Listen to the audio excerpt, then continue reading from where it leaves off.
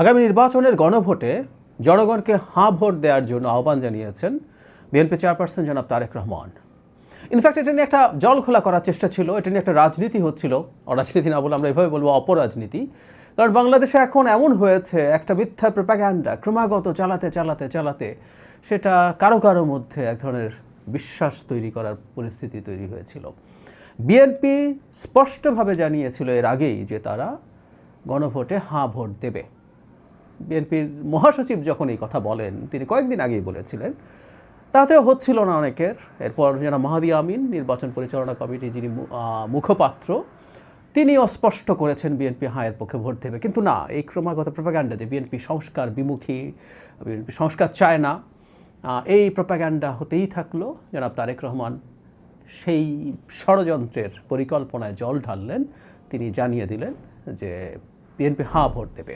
একটা কথা একটু বলে রাখা ভালো, এই নির্বাচনে বিএনপি, মানে গণভোটের কথা বলছি, না ভোট দেওয়ার পরিস্থিতি ছিল না, কিন্তু হাঁ ভোটের ব্যাপারেও বিএনপির দ্বিধার প্রশ্ন ছিল। আসলে ছিল কারণ হচ্ছে বিএনপির সাথে এই গণভোটে বিট্রয় করা হয়েছে।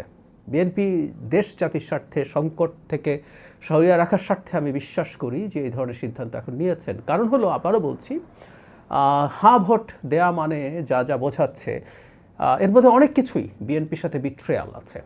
আমরা তখন থেকে এই আলাপটা করছিলাম।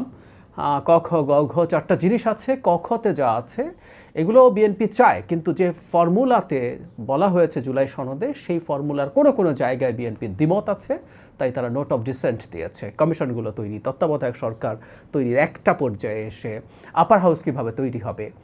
আমি প্রায় একটা কথা বলি যে বিএনপির সাথে আমি অনেক ক্ষেত্রেই তার নোট অফ ডিসেন্ট নিয়ে একমত নই, কিন্তু বিএনপি এই নোট অফ ডিসেন্টগুলো দিয়েছে, যেটা তার অধিকার আছে, কিন্তু সেটাই বিট্রে করে এই গণভোটে দেওয়া হয়েছে। সুতরাং বিএনপি যদি এই গণভোটে হাঁ আসার পরও সেটার অনেকগুলো যেগুলো সে কমিটমেন্ট করেনি সেগুলো যদি না মানত, আমি মনে করি তার একটা এথিক্যাল বা লজিক্যাল গ্রাউন্ড ছিল।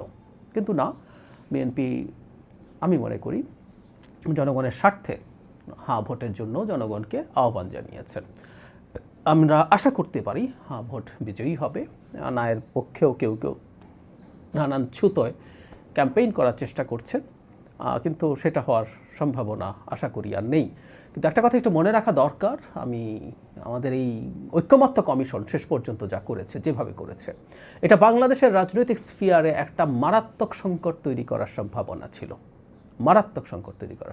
ছিল, কিন্তু না, শেষ পর্যন্ত বিএনপির ম্যাচিওর্ড আচরণের কারণে তারা যখন ঐক্যমত্য কমিশনে গেছে, জুলাই সনদ হয়েছে, এমনকি শেষে জুলাই আদেশ হয়েছে, যখন মানে এই যে গণভোটের যে আদেশ হয়েছে, সেই আদেশের পরও বিএনপি ম্যাচিওর্ড আচরণ দেখিয়ে এই ব্যাপারে সংঘাতে যায়নি। মানে আমরা এমন জিনিসও এখন দেখি, যে দলটা জুলাই সনদে স্বাক্ষর করেনি তারাও আবার খুব বড় গলায় হাঁ উমুকে করছে না, তমুকে হাঁ করছে না বলে, আমি এনসিপির কথা বলছি, প্রোপাগ্যান্ডা চালানোর চেষ্টা করছেন। মানে আমরা শুরু থেকে একটা কথা বলার চেষ্টা করেছি, আসলে শেষ পর্যন্ত এই প্রশ্ন আসলে আসবেই, আমরা কতটুকু সংস্কার আসলে চেয়েছিলাম, নাকি সংস্কারকে সামনে রেখে এক পক্ষ আরেক পক্ষকে ঘায়েল করার চেষ্টা করেছি, এটাকে সামনে রেখে যে দলটা ক্ষমতায় আসার সম্ভাবনা অনেক বেশি তার হাত পা বেঁধে ফেলার চেষ্টা করেছি কিনা, তাকে ক্ষমতাহীন করে তোলার চেষ্টা করেছি কিনা, এই আলাপগুলো আসলে সামনে, ভবিষ্যতের সামনে, আমাদের ইতিহাসে আমরা যখন পেছনের দিকে তাকাবো, আমরা সামনে গিয়ে, তখন আমরা এই আলাপগুলো করতে হবে। এবং আমি মনে করি, সত্যিকার অর্থেই মনে করি, ঐক্যমত্য কমিশন যেভাবে চাপিয়ে দিতে চেয়েছে কিছু এলিটের চিন্তা, আমি আবার একটু বলে রাখা ভালো, এলিটের চিন্তা মানে আমি এটা বোঝাচ্ছি না তাদের চিন্তা খারাপ, চিন্তা ভুল, কিন্তু পলিটিক্যাল স্ফিয়ারে কীভাবে এই জিনিসগুলো হ্যান্ডেল করতে হয়, ট্যাকল করতে হয়, সেটাভাবে করা হয়েছে বলে আমি মনে করি না। এই সংকট তৈরির মানে এজেন্ট হয়ে তারা পরিকল্পনা করে সংঘাত বাধা ক্ষেত্রে গেছেন বলিনি, কিন্তু তারা যা করেছেন সেটার কারণে এই পরিস্থিতি হয়েছিল। এবং আমরা ইতিহাস মনে রাখবে, শেষ পর্যন্ত বিএনপি তার ম্যাচিওর আচরণ দিয়ে, তার সহনশীলতা দিয়ে এই সংঘাত থেকে দেশকে রক্ষা করেছিল।